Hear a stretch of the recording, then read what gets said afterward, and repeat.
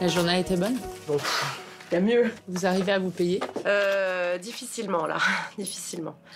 Je travaille beaucoup pour un salaire pas très... Voilà. Disons qu'au tarif horaire, je suis largement en dessous du SMIC en ce moment. Pour limiter ses pertes, Florence s'est séparée de sa préparatrice. Désormais, elle tient seule l'officine. Pour combien d'heures par semaine? Eh bien, l'officine est ouverte 45 heures par semaine. Et puis moi, si on rajoute le matin, j'arrive plus tôt. Le soir, je pars plus tard. Le midi, des fois, je reste pour faire l'administratif. Ça monte facile à 50-55 heures semaine, quoi. Voilà, sans les gardes, les nuits, les jours fériés, les dimanches. Un rythme épuisant pour cette mère de 3 enfants. Le prix à payer pour sauver sa pharmacie. Une fois chez elle, le marathon continue. Qu'est-ce qu'on va manger? Des œufs, ça vous va, les enfants? Oui, bah, ça sera ça quand même. À peine rentrée, Florence doit s'occuper de Manon, Théo et Maxime. Faut aller vite, là. Bah oui, hein, parce qu'après, on regarde si les devoirs sont faits. Après, faut... Bon, là, ils sont en pyjama, c'est déjà ça qui est fait. Puis après, les coucher pas trop tard, parce que, bon, il y a l'école demain. Florence garde le sourire.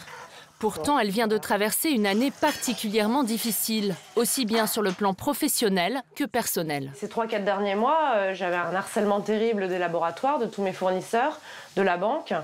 La trésorerie qui était déjà négative et puis tout le monde qui continue. Hein. La banque, par exemple, en 6 mois, ils m'ont pris 10 000 € de frais de découvert. Donc en fait, ils nous enfoncent de plus en plus, quoi. Ça impacte à ce point-là la vie personnelle? Oui, parce que quand on est stressé sans arrêt, après on va se disputer pour des bêtises. À cause de tout ça, mon couple n'a pas surmonté à cette épreuve difficile de la pharmacie. Donc on est séparés depuis quelques mois et donc ça n'a pas arrangé les choses, on va dire. C'est avant tout pour ses enfants Théo à table que Florence trouve encore la force de se battre. Merci. Merci. Allez, je vais un peu cramer, Plus que moi, là. Mais non. Oh là là. Si, on a plus que moi.